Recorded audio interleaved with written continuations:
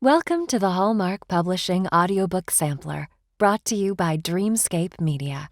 In this bundle, you will be able to sample all new Hallmark Publishing audiobooks that includes Out of the Picture, Behind the Frame, and Dead End Detective.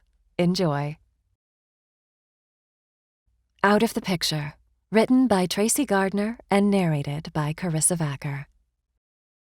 Chapter 1. Savannah Shepherd breathed deeply, closing her eyes for a moment to savor the crisp fall air that was somehow sweeter on this side of Lake Michigan. Those vast blue waves with beautiful white caps made it seem more like an ocean. She'd never tire of it. It was good to be home. Savannah let the small poodles lead her down the sandy sidewalk. They knew the way by heart. Even though she'd grown up here, Savannah was still acclimating to her little beach town after spending over a decade in Chicago. At the age of 30, it was strange to think about her old life due west across the lake. Her 12th floor apartment, her job as art authenticator for a prestigious gallery, and her fiancé Rob had been replaced with a small pink room at her sister's house in Carson, an art teacher job at an elementary school, and her Boston Terrier Fonzie as her most constant companion. It wasn't that Savannah missed her old life. It was more about the whiplash feeling from so many changes in such a short time. She knew she was lucky to fall into the teaching position just as the school year was starting. And wow, had she ever missed her sisters. The three girls had been inseparable growing up. As the middle sister, with Skylar 2 years older and Sydney 2 years younger, Savannah had fully embraced returning to her family. It was kind of a bonus that Sid was totally fine with giving her a place to stay while she figured things out. The time she'd spent lately hanging out with her sisters made Savannah acutely aware of all she'd missed over the last several years. As they approached Caroline Carson's house, Duke pranced in circles around Princess. Savannah bent to untangle the leashes.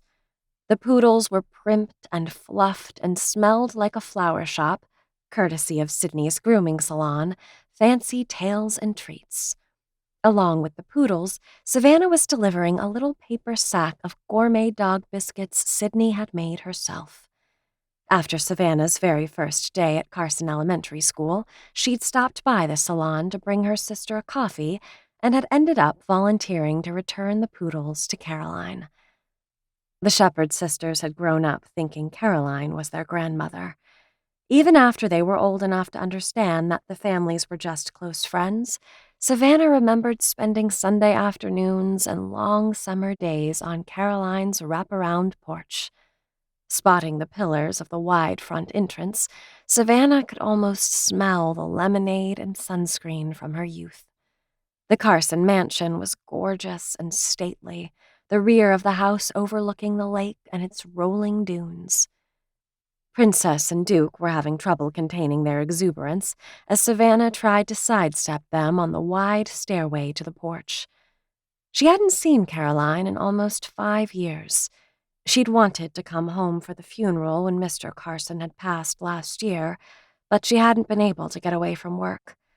She was equally excited and nervous to see Caroline again, and she also couldn't wait to see what had changed in the Carson art collection. The beautiful pieces on the walls of this house had inspired Savannah to go into art authentication. She'd always enjoyed doodling and painting, but she'd learned about the master's program while she was an undergraduate in college, minoring in early education, but majoring in studio art to earn her BFA. The poodles scrambled wildly onto the porch, pulling Savannah smack into a tree. Well, not a tree, but a tall stranger who'd just stepped out the front door. Savannah looked up to find herself staring into the bluest eyes she'd ever seen. She watched them crinkle at the corners, making her suddenly aware she was standing there, gawking, mute. He had a shock of unruly black hair, cut close but longer on top, and a few faint freckles across his cheeks. "Hello," His voice was deep and quiet. He placed one large hand lightly on her upper arm, steadying her as she stepped back. After tripping over a leash, Savannah regained her balance. She looked down and found the poodles had taken the opportunity to weave themselves in and around both hers and the stranger's ankles. She laughed, trying to extricate herself. "Here," she finally scooped up Duke. "Would you mind?" She handed the poodle to the man, and he took it, smiling at her and making her more flustered. What was she doing? How did she know this man would just hold a random dog? Too late now, she thought, unclipping Duke's leash and unwrapping it from their legs, while Princess sprung into the air, pawing at Duke. "Oh, gosh," Savannah murmured, capturing a squirming Princess and glancing up at the man again. "I'm so sorry." "Don't be," he laughed. "I love these two." She frowned at him without meaning to. She thought she knew everyone in town. Who was this man claiming to know Caroline's poodles? And why was his smile making her all warm and stupid inside? "I'm Aiden, and you are not Sydney." Savannah shook her head, disconcerted. How did he know Sydney? "I'm not. I'm Savannah. Shepherd." Understanding dawned on him. "Aha! A third shepherd sister." "Yes. How do you know my sisters?" "We take our dog to Fancy Tales, and I've crossed paths with your sister picking up Caroline's poodles before. And your other sister, Skylar, is my attorney. Not that I need a lawyer," he interrupted himself. "Just, for things that come up. Nothing bad. Financial stuff. She's great. They're both great," he finished awkwardly. Savannah heard one thing in Aiden's explanation, and it had nothing to do with him needing Skylar's services. We.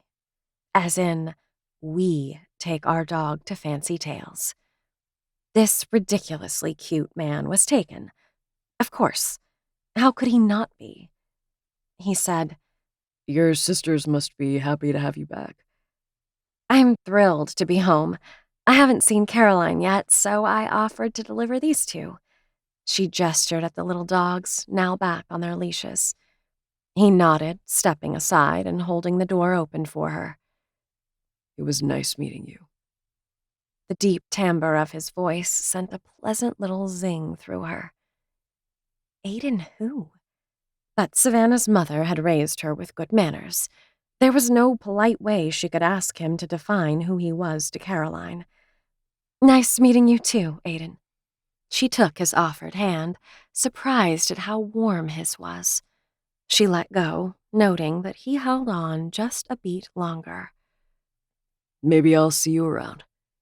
He turned and headed down the front steps. Savannah stood in the doorway and watched his retreat. Okay, she'd have to sneak details out of Caroline.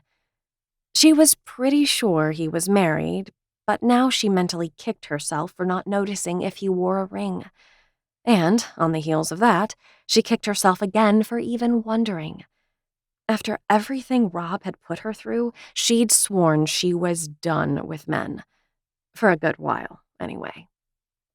Savannah reached outside and rang the doorbell before closing the door and unclipping the poodles. She didn't want to just walk in and startle an old woman. "Hello? Caroline?" "Hello, dear. In here," the familiar voice called. Savannah peeked into each room as she made her way to the back of the enormous house, knowing she'd find Caroline in the parlor. The best room in the mansion, it spanned the entire west wing and had more windows than Sydney's whole house. Sunset on Lake Michigan was breathtaking, just as Savannah remembered it. She stood for a moment in the doorway, basking in the orange and pink light spilling over Caroline's wing-back chair. If she lived here, she'd never want to leave this room. Caroline rose, reaching for her cane as she spoke. "Now, Sydney, you must take this. You do such good work on my babies." She turned towards Savannah with cash in hand, and then her face lit up. "Not Sydney," Savannah said for the second time today, smiling and wrapping Caroline in a warm hug. "Oh, my! I'd heard whispers. I'm so glad to see you, Savannah." Caroline carried her age well. She had to have been 90. She was still tall, though not quite as tall as she'd been when Savannah was a child. There was a regal air about her, in her mannerisms, her gait, the way she spoke. Savannah spied the New York Times on the table beside Caroline's chair. She was obviously as sharp as ever. "I've missed you so much," Savannah said, giving her one extra little squeeze before letting go. "You look exactly the same. How can that be?" The older woman chuckled. "You always were a good fibber." She held Savannah at arm's length and looked her up and down.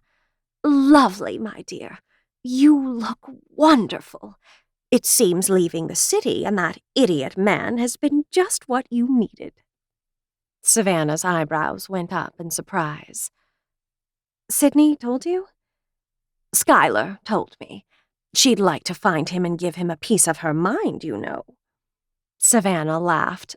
"Oh, no." She shook her head. Rob wouldn't know what hit him. "Yeah, my sisters weren't too happy when he broke off the engagement. Well, that's not true. I think they actually are happy it's over. They never liked him. They weren't great at hiding it. But I'm okay." She gave Caroline's arm a little pat. "I promise." "Of course you are. I think—" She leaned in, curling one arm through the crook of Savannah's elbow. "He did you a favor.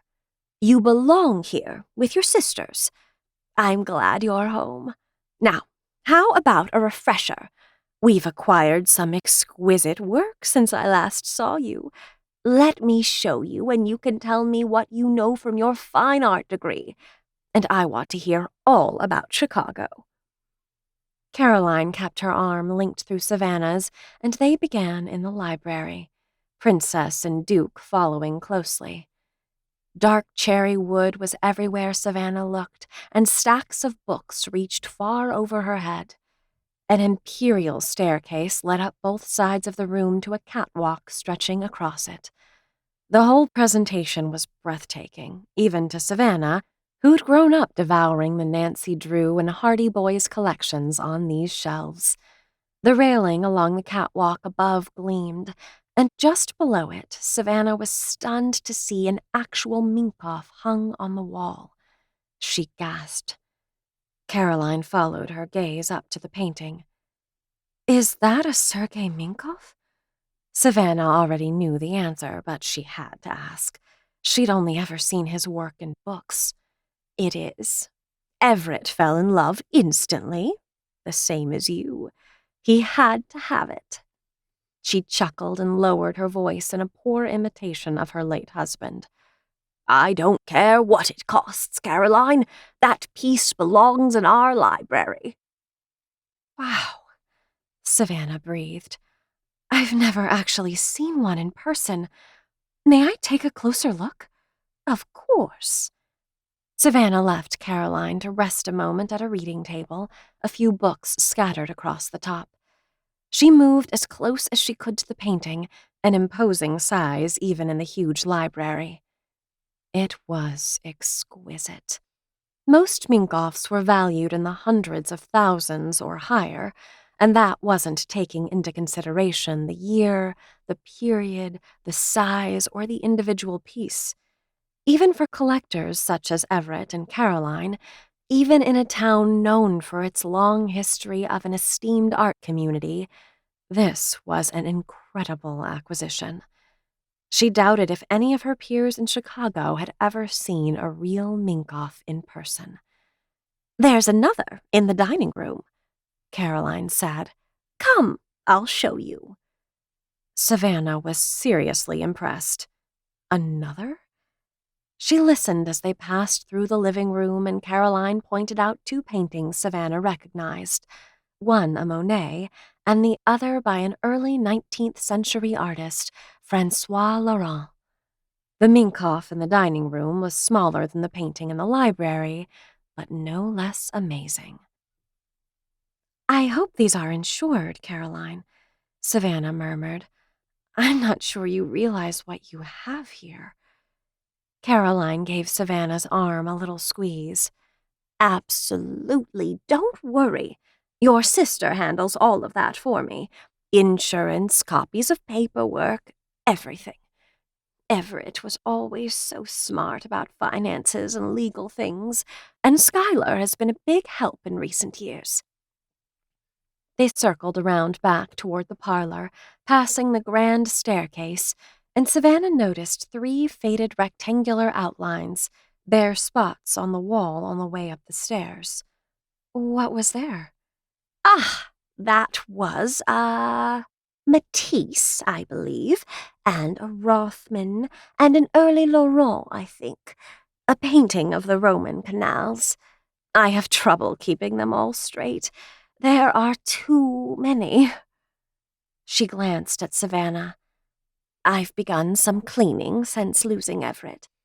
We found a new home for the Rothman that was there, and moved the other two for now while the stairway gets redone. My neighbor Maggie has her husband helping with construction." She gestured in the direction of the house next door. Back in the parlor, Savannah shook her head. "You're busier now than when I left 10 years ago." She smiled at Caroline. "Why are you renovating? Your house is gorgeous." Caroline clapped her hands suddenly, excited. "Oh, my, I just realized. You don't even know, do you? You have to come. We're planning a grand party here for my 90th birthday next month." Savannah's face lit up. "Really? I came home just in time then, didn't I?" Caroline leaned forward in her chair. "Savannah, I wonder if you might consider doing me a favor. At least, think about it." "Anything." "A mural. Can I commission you to paint me a mural? That wall." She nodded toward the north end of the room. "Everett and I always felt it should have a seascape. After all the years here, it almost seems I can see it. It would complement our view." She glanced out at Lake Michigan. "And you had the talent. I remember your artwork. Would you do it?" Savannah was taken aback. She hadn't painted, not seriously, in years. She'd messed around a little, but Rob had made her feel as if it were a waste of time, and she'd stopped making the time to do it. She'd dabbled a little since coming back to Carson, but the idea of a mural was both exciting and daunting. "Caroline, I'm flattered, but you haven't seen my work in 10 years. I'm not sure I can meet your expectations. Why not just hire it out?" "Because I want you to do it." Savannah wasn't sure what to say. The quiet, firm demeanor of the woman sitting across from her was exactly what had made Caroline Carson such a shrewd businesswoman over the course of her life. Savannah wasn't about to tell her no. "How about if I bring my portfolio for you to look at? I have some pieces from school and one I started recently when I came home. Then you can tell me if you're still sure." "Perfect," Caroline agreed. Savannah was walking into the grooming salon before she realized she'd forgotten to ask about that handsome stranger on Caroline's porch. Well, she'd see the woman tomorrow. If she was even still curious, she told herself. She handed Sydney 2 crisp $100 bills and flounced down onto the comfy aqua couch in the little seating area for customers. The shop was split into 2 sides. The smaller nook had only a desk, a laptop, and a file cabinet that held each customer's specifics: dog's name, breed, color, preferred services, style of grooming, allergies, and medical issues. The doorway behind the desk led to a large, soundproofed horseshoe with 6 holding areas, the bathing and grooming facilities in the center. The larger opposite end of the shop, through a wide, daisy-decorated archway, housed a long glass display case filled with an assortment of gourmet pet treats. At first glance, they looked like delicious concoctions for people because they were all so pretty and unique.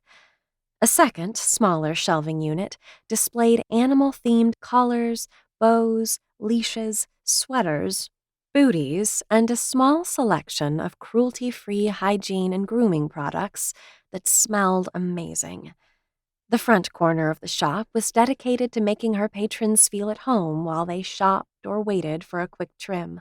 An overstuffed couch and chair, a red and chrome retro round table with vintage matching chairs, a mini fridge with complimentary drinks, and a huge basket of dog toys. Fancy Tales and Treats sat at the end of Main Street, with Sydney's house in the back. She'd bought the place specifically so Harlan could turn the defunct beauty salon in the front into Fancy Tales. Savannah loved that she was already just as comfortable in the shop, a regular hangout spot for her and her sisters, as she was in the guest bedroom at Sydney's. Sydney rolled her eyes. "You're not supposed to take her money. I told you." Savannah laughed. "Right, like she listens when you tell her no?" "Never," Sydney agreed. "I've told her over and over not to do that. This is more than twice what the fee would be for her poodles. Stubborn old woman." "Are you almost finished? I can help you close up." Sydney moved behind the gourmet treat counter. "Just about. Here, you can sweep." She handed Savannah the broom she was holding. Sydney's red hair fell in a loose braid down her back, beads interwoven here and there catching the light. Savannah's own hair was darker, more auburn. She'd never have the nerve to dress it up the way her sister wore hers, but it looked natural on Sydney. Sydney moved to the bulletin board near the entrance, swapping out last week's yoga schedule for this week. She taught a class twice a week for her friend, Kate, who owned the studio across the street. She glanced over her shoulder at Savannah. "Are you going to come tomorrow? Even Skylar finds time now and then. What are you afraid of?" Savannah smiled sweetly at her persistent sister. "I have a date with Caroline, or I definitely would. I swear." "Uh-huh." It was no secret that Sid was the athletic one in their family. Savannah knew she'd eventually have to make an appearance in her sister's class, but she was not nearly as bendy as the rest of the yogis. She much preferred the walks she'd started taking along the beach since coming home to Carson. Lake Michigan might as well be an ocean for its beauty and size.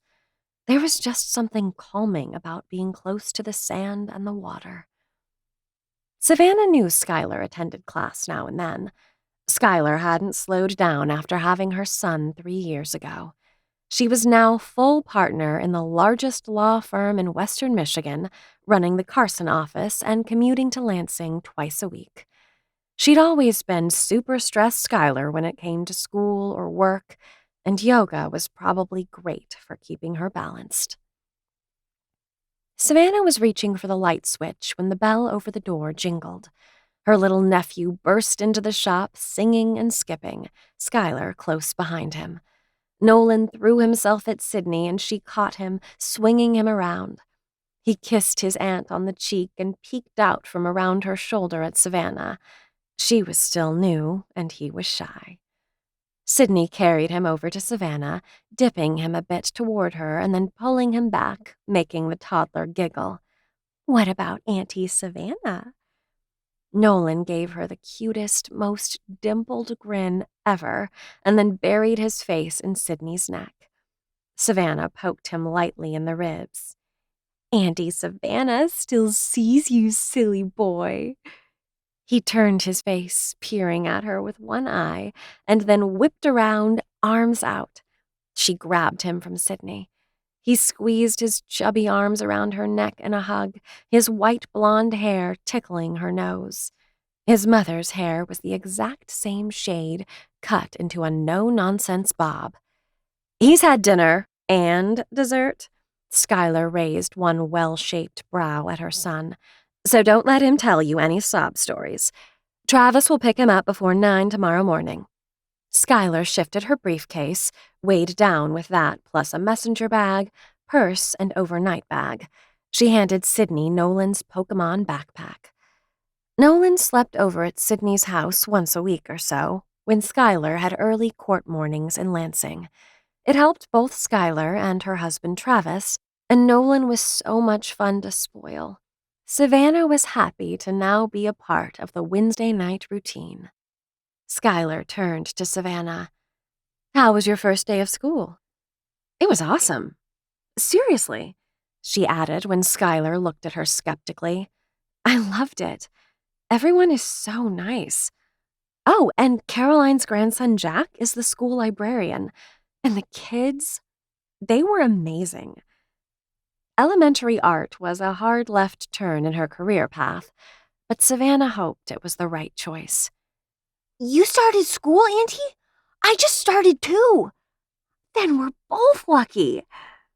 They parted ways outside, Skylar leaning in to kiss each sister's cheek and give Nolan one more hug. Savannah jostled Nolan on her hip, winking at Sydney beside her.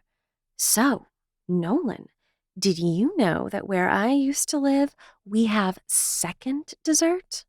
Are you in?" Behind the Frame, written by Tracy Gardner and narrated by Carissa Vacker. Chapter 1. Savannah Shepherd entered Fancy Tales and Treats backward, carrying 3 steaming coffees and a white bakery box of frosted cinnamon rolls. Her dog's leash was looped over her wrist, and scattered papers were sliding out of a folder sandwiched under one arm.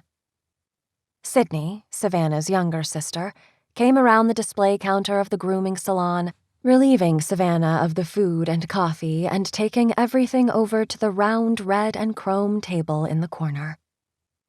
"Thank you," Savannah said. She unclipped Fonzie's leash and followed Sydney. "What's all that?" Sydney nodded at the papers now spread out on the tabletop just as her phone rang. "Wait, let me grab this first." She zipped through the wide, daisy-decorated archway that divided the establishment and answered the phone at her desk. Then she sat down in front of her laptop, flipping her long, loose red braid over one shoulder. Savannah took a sip of her caramel macchiato, watching Fonzie dig through the toy basket for his favorite. The shop was strangely quiet, devoid of the usual yipping, barking patrons. Sydney didn't take customers until 9 a.m. Fancy Tales and Treats doubled as a grooming salon and organic treat shop for Carson's canine population. Sydney had hit a much-needed niche in their small town's Main Street businesses. Fancy Tales had been successful from the day she'd opened.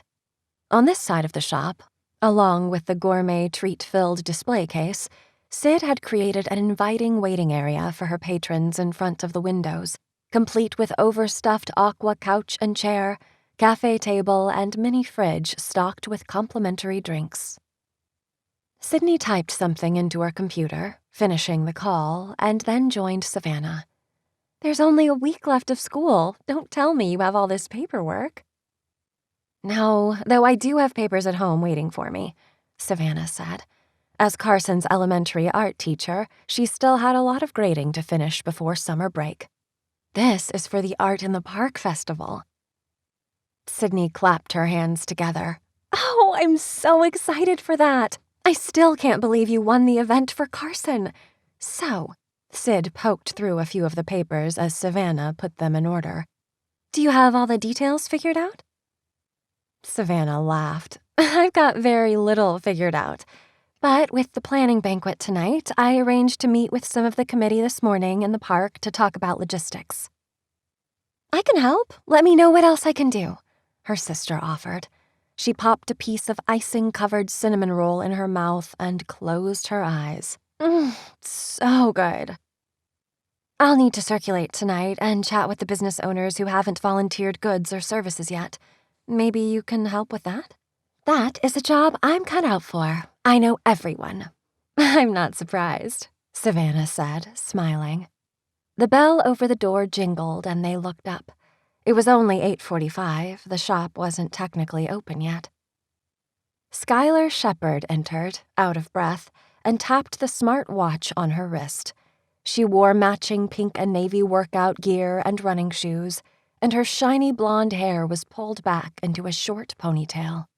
2 years older than Savannah, 4 older than Sydney, Skylar was always perfectly coordinated, whether on a run or in a courtroom trying a case. She joined them at the table. "You look cute today," Savannah told her. "As always. I've got to go. You'll be at the banquet tonight, right? Wouldn't miss it. Where are you running off to?" Skylar waved off the cinnamon roll box Sydney pushed over to her. Savannah straightened the black 3/4 sleeve blazer she'd worn today over a bright yellow shell. "I'm meeting a few folks from City Council and the State Committee in the park. We need to have the festival tables and thoroughfare mapped out before tonight. Can Fonzie stay, Sid?" Sydney scratched Savannah's little Boston Terrier behind the ears. "Does it look like he wants to go with you?" He was lying on Sydney's feet, chewing on a stuffed green lizard. "Not even a little," Savannah smiled.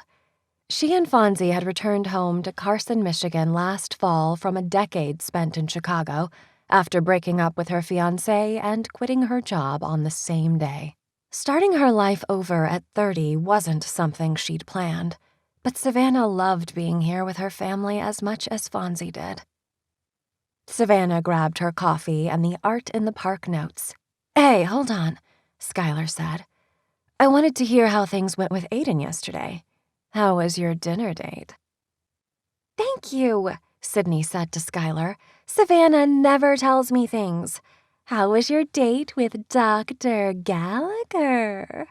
She drew out his name in a sing-song voice, cocking an eyebrow at Savannah. Savannah rolled her eyes. "I don't tell you things because you do that." We had to reschedule. She tried to keep the disappointment out of her tone. "What? Why?" Sid's voice carried enough disappointment for both of them.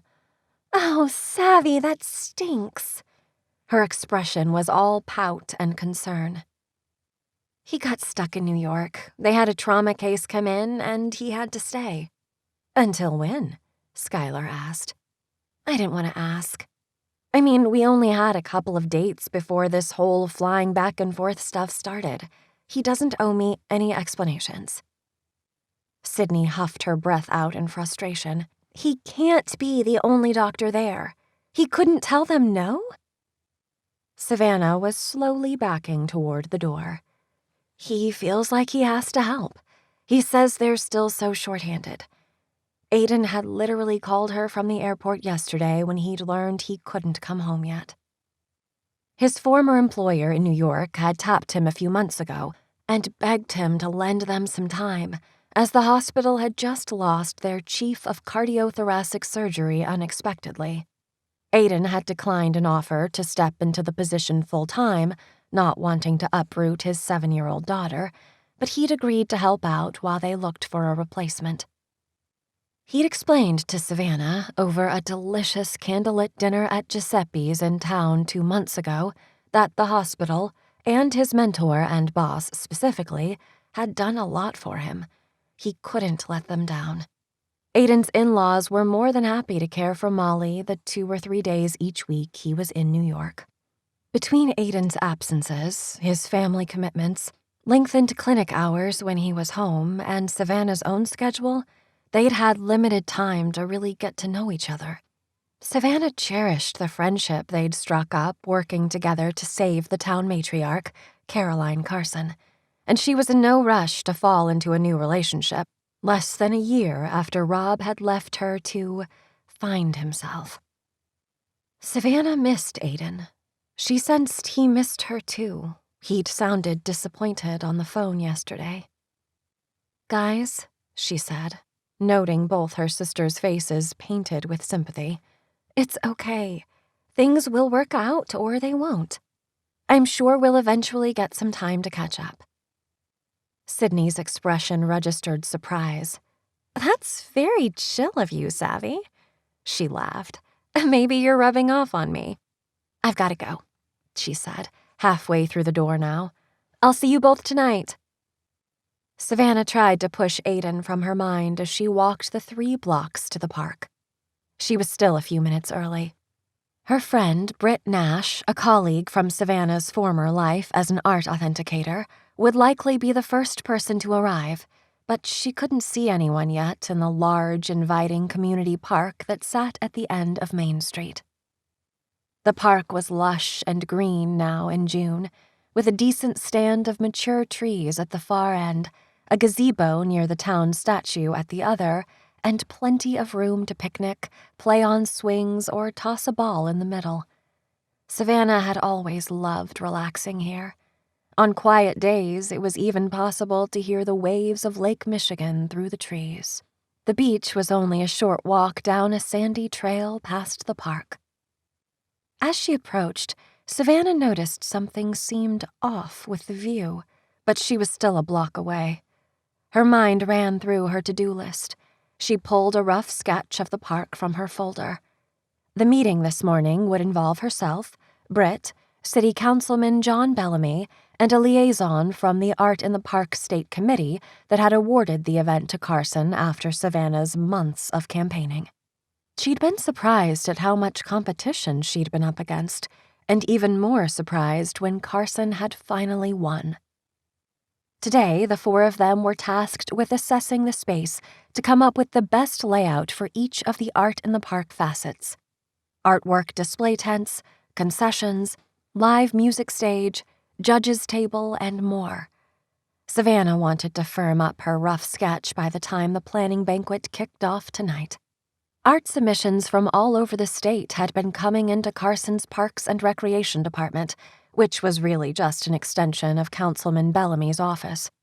Savannah and John Bellamy had been meeting every Thursday to review submissions, and she'd recently enlisted Britt to help. There were so many aspiring artists in Michigan. The first-place winner of Art in the Park would be awarded a nice monetary prize and a handsome scholarship to the prestigious Michigan Art Conservatory, as well as a round of high-visibility interviews at local and state media outlets. Now Savannah saw what was wrong with the view. As she walked around the gazebo into the park, she stared up the 12-foot-tall statue of Jessamina Carson on her pedestal. Jessamina wasn't quite 12 feet tall any longer. Savannah gasped, covering her mouth in shock. Jessamina Carson's head was missing. Savannah took an involuntary step back, away from the defaced, century-old statue, taking in the scene. What in the world? The head of the statue lay several yards away on the ground, scattered debris littering the grass between the base of the statue and the eerily severed concrete head.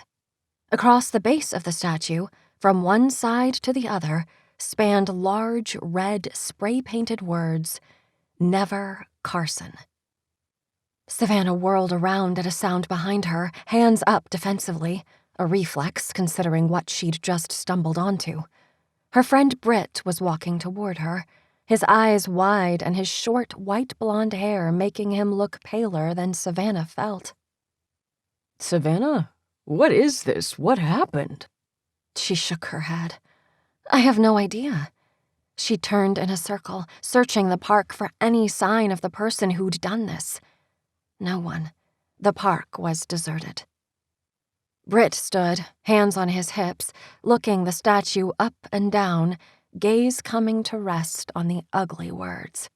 Well, I'd say someone has a problem with your town. Savannah stared at him. This made no sense at all. She moved closer to the statue, reaching out and gingerly touching the top of the red C with one finger. "It's dry. Whoever did this is long gone. Look how thick the paint is. I have to call the police." She paused, phone in hand. If she called 911, this wouldn't be considered an emergency. She guessed they'd send someone whenever they had a chance to check things out. But this was a threat against Carson, and on the morning of the Art in the Park planning banquet. Ugh, she groaned. "Savannah?" Britt was looking at her, concerned. She frowned up at him. "Mrs. Kingsley is on her way here now. She's sure to tell the rest of the committee about this. What if they cancel the whole event, award it instead to the runner-up?" He nodded. "I see your point. But what can we do?" "We need help. Now," she said. "I'm calling Detective Jordan." "Sure, good idea. Call Detective Jordan." "Who is Detective Jordan?" Savannah looked at him, phone to her ear. "I know him through Skylar," she whispered. "He handled the case last year at the Carson Mansion." Nick Jordan finally picked up. "Savannah?" "Hi, Detective. I'm so sorry to bother you at home. On a weekend," she added, cringing. "Don't worry about it. What's up?" His voice sounded dry. She could never tell if he was irritated or if this was just always his tone. Britt motioned to her, pointing toward the parking area. "John's here. I'll go tell him," he whispered loudly before heading toward the councilman just getting out of his car. Savannah groaned inwardly. John Bellamy was here now, and Mrs. Kingsley would arrive any minute. She had to find a way to direct attention away from the statue.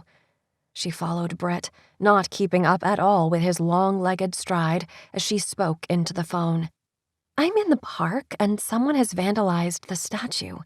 It's bad, and the banquet is tonight to kick things off for the Art in the Park event, and the state committee is coming, and I really think you need to see Jessamina. This wasn't random. It's awful. Will you please come?" She heard Nick Jordan sigh heavily. She supposed maybe he was at home with his wife, enjoying a leisurely Saturday morning, or maybe she'd woken him up. Savannah had a pang of guilt. "I'll be there in 10 minutes. Jordan hung up.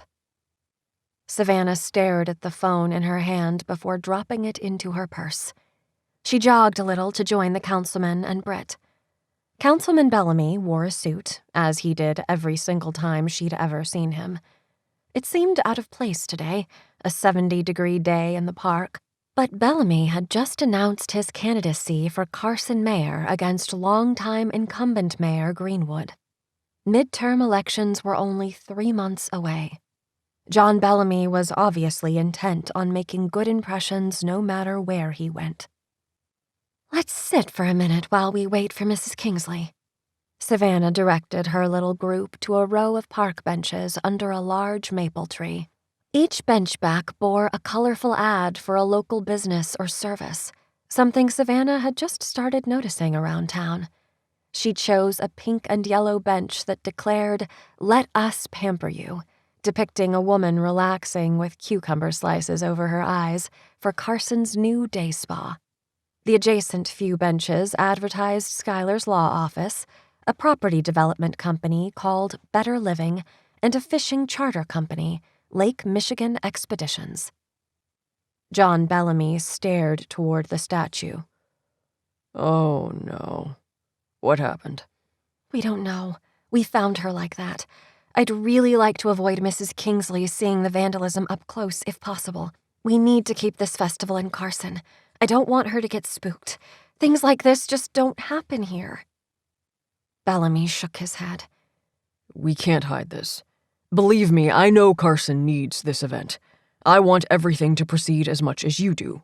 But she's going to see the statue." As if on cue, a shiny black Cadillac pulled into the parking space next to Bellamy's car. A tall, thin woman with enormous dark glasses exited and made her way slowly toward them, picking through the lawn in heels. "You're right," Savannah quietly agreed. She cleared her throat and fidgeted with a button on her jacket, watching her approach. "We have to address it. It'll be fine," she said more to herself than to the two men. She met Mrs. Kingsley halfway and shook her hand. "I'm Savannah Shepherd, Mrs. Kingsley. I'm so pleased to finally meet you in person." The older woman took off her sunglasses and parked them atop her head. "Pleased to meet you, Savannah," she smiled. "What a lovely setting for the event." She glanced around, obviously not yet spotting what was left of Jessamina Carson. Savannah made introductions. "Mrs. Kingsley is the head of the state committee out of Traverse City," she told Britt and John Bellamy. "Mrs. Kingsley, this is Carson City Councilman, John Bellamy, who runs our Parks and Rec department, and my colleague from the Lansing Museum of Fine Art, Britt Nash. You'll be happy to hear we've gotten hundreds of excellent submissions so far." Mrs. Kingsley's gaze landed on the statue at the east end of the park.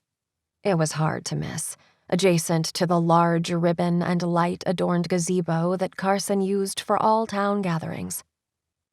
"My goodness!" She glanced at Savannah and began moving toward the statue. Savannah matched the woman's pace, followed by Bellamy and Britt. "Our town statue went through an unexpected, trauma sometime last night or early this morning," Savannah told her. "We've already reported it to the police. I'm sure they'll find the responsible party. We can begin on the other end of the park," she said, attempting to steer the woman away from the area. Even in heels, Mrs. Kingsley had no trouble staying her course. They were now close enough to read those large, scrawled, blood-red words, "Never Carson." "Oh, my goodness," the woman said again, stopping in her tracks. "What happened? Is this about the Art in the Park festival?" "We aren't sure," Savannah admitted. At the same time, John Bellamy said, Of course not. Mrs. Kingsley looked at the pair of them, her face painted with skepticism. "It certainly appears to be, with your planning banquet scheduled for this evening." "I can see how you'd worry it's related," Savannah said. "But I really don't think so, Mrs. Kingsley. Carson is, as a community, so excited to host the event.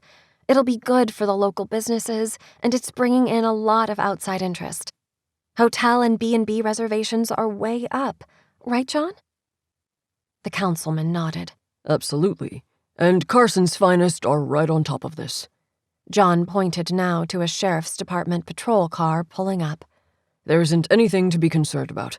I can promise you the city council will coordinate with our police force to make sure of that. Nick Jordan and a deputy approached the statue. Mrs. Kingsley was quiet, watching them.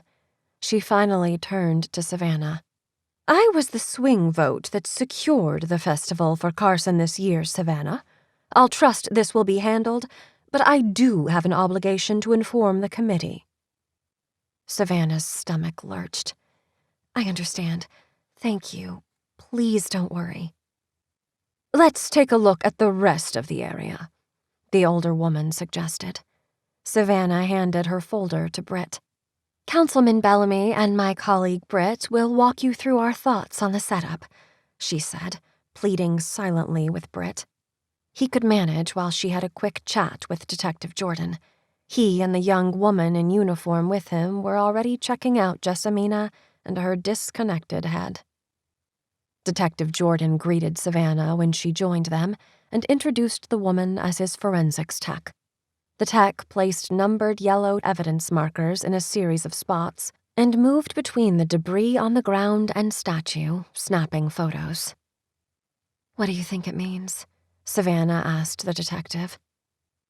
When Savannah was sure she'd figured out who was trying to kill Caroline Carson last fall, Nick Jordan had actually listened to her, explored the leads she'd uncovered, and had ultimately arrested the person responsible. Savannah's sharp eye as a former art authenticator, with Sydney and Schuyler pitching in and Dr. Gallagher working to keep Caroline safe, all helped Jordan close the case. Since then, they'd struck up a friendly acquaintanceship, but Savannah always had trouble reading him.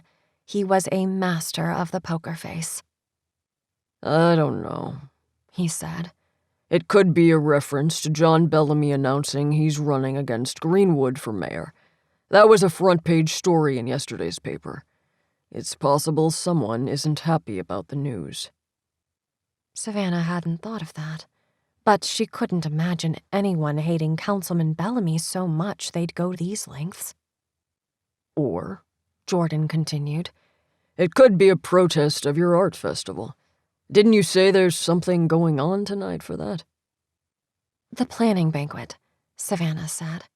Or it could just be teenagers messing around and causing trouble. This seems kind of specific. It doesn't seem like something bored kids would do. I mean, not with the Never Carson thing, right? Jordan shrugged. Nothing surprises me anymore. I'm glad you called me. Savannah was surprised. Really? I wasn't sure. It isn't life or death, after all. No, but it's Jessamina Carson, Everett Carson's grandmother. She was instrumental in shaping our town, and the legacy Caroline Carson carries on. Jessamina has stood there untouched since 1902. This is not okay with me. We'll get to the bottom of it, He promised. Dead End Detective, written by Amanda Flower and narrated by Laura Faye Smith. Chapter 1. How did this become my life? That was the question I asked myself when I was halfway up Mrs. Berger's oak tree and staring into the angry green eyes of her orange-maned coon cat, Romy. Romy didn't like being in the tree any more than I did, but he was the one who'd gotten us into this mess. "Hi, Romy," I said in my sweetest I love animals voice. Romy bared his teeth.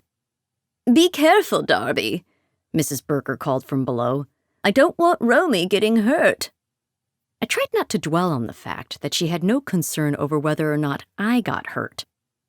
I'd been drafted to save the cat on my daily lakeside run this morning, when Mrs. Berger had flagged me down on the sidewalk in front of her home. The gray waters of Seneca Lake were in view directly behind Romy. It was early morning, and a handful of small fishing boats rocked on the 35-mile-long lake's gentle waves. Now on the cusp of autumn, it was a postcard scene, with the red and ochre leaves reflecting off its blue-gray waters. Ducks and geese bobbed on the water's surface as they made their way from Canada to points farther south. "Is Romy all right?" Mrs. Berger's voice wavered. I looked to the ground, and for a moment the world spun. I was only 20 feet high, but on my precarious perch, literally out on a limb, it felt like 100 feet up. I gripped the tree's trunk for support. "Romy's fine, a little grumpy, but otherwise completely fine." I brushed a lock of my shoulder-length brown hair that had escaped from my ponytail out of my face. "Oh, poor thing. Tell him if he comes down, I'll give him a whole can of tuna instead of his typical half. I know he must be peckish from his wild adventure." I was peckish, too. I should have grabbed a snack before I went out the door. There was always a 20% chance of cat rescue on my run. I glanced at the cat. "You get that?" He narrowed his green eyes. I narrowed my brown ones back. I found it was best with Romy to present myself as an equal, even if Mrs. Berger might not think that was true. She stood below the tree in a mint green pantsuit, with matching bowler hat and perfectly set hair. She propped herself up on a mahogany cane, which could be used as a poker or pointer, depending on what the situation required. She wore her hair in pin curls and got it set every Tuesday morning at Mary B's Beehives in downtown Harrington, and she loved her cat. Ornery Romy, the disgruntled Maine Coon, was showered with love and affection that he both relished and detested. At 90, Mrs. Berger was the oldest resident of Harrington, and she'd lived in her home on the shores of Seneca Lake for the last 60 years. She owned 40 acres of prime lakefront property, and she let all of it remain wild, except for the land immediately around her little ranch house. To the south was the imposing Lake Waters Retreat, a luxury resort where the rich and richer went to get some work done, as my father said. They came from all over the country for special skin treatments, facelifts, and other services. To protect the well-to-do clientele's privacy, the retreat was locked up like Fort Knox. Lake Waters Retreat, and builders throughout the Finger Lakes, Would have loved to buy Mrs. Berger's little house, flatten it to the ground, and turn it into something profitable. But Mrs. Berger wasn't selling. Mr. Berger had been gone for over a decade now, and developers had given up trying to convince her. She would tell people, eyes sparkling, "They're waiting for me to die, but what they don't know is I might outlive them all. Won't they be surprised when that happens?" It was very possible. Mrs. Berger wasn't showing any signs of slowing down. The only thing she couldn't do was climb a tree to save her cat. Then again, she had me for that. "Be careful getting him down. He's very upset. He might hurt himself," Mrs. Berger warned. If I reached out and tried to grab Romy, I'd surely be scratched within an inch of my life, which was why I had a bath towel slung over my shoulder. It was a new strategy I wanted to try. I'd asked Mrs. Berger to lend me one, and she'd gone straight to her linen closet and pulled one out, no questions asked. I appreciated the vote of confidence and hoped it wasn't premature. "Romy," I cooed, "don't you want to come down from that tree? It can't be any fun being up there all day, can it?" I took a breath and looped the towel over Romy's back. Before he could figure out what was happening, I climbed up to the next branch and grabbed him around the middle with the towel between us. I wrapped him up burrito style, making sure his head was free, and I was out of the way of his biting teeth. It worked! I couldn't believe it. The climb down was much more cumbersome because I was going backward and one-handed, my left arm wrapped around the very upset Romy. I was 6 feet from the ground when my foot missed a branch. I fell and landed flat on my back, hard. Air whooshed out of me and onto Romy, who was still in his towel. He lay on my chest and stared me in the face. I pushed him off before he could bite my nose. He hissed and flopped to the side, still trapped in the towel cocoon. Mrs. Berger poked me with the end of her cane. "You all right, Darby?" That was a more difficult question for me to answer than she could possibly know. She leaned a little farther over me and met my gaze. "Well, your eyes look normal, so I don't think you have a concussion." She waved her hand. "How many of me do you see?" "One."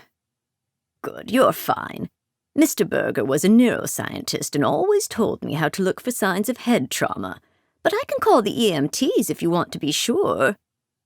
"No." I struggled to my feet.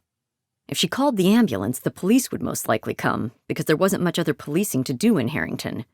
If the police came, there was a high chance my ex-boyfriend would be the one they'd send out, and this was the last way I wanted him to see me.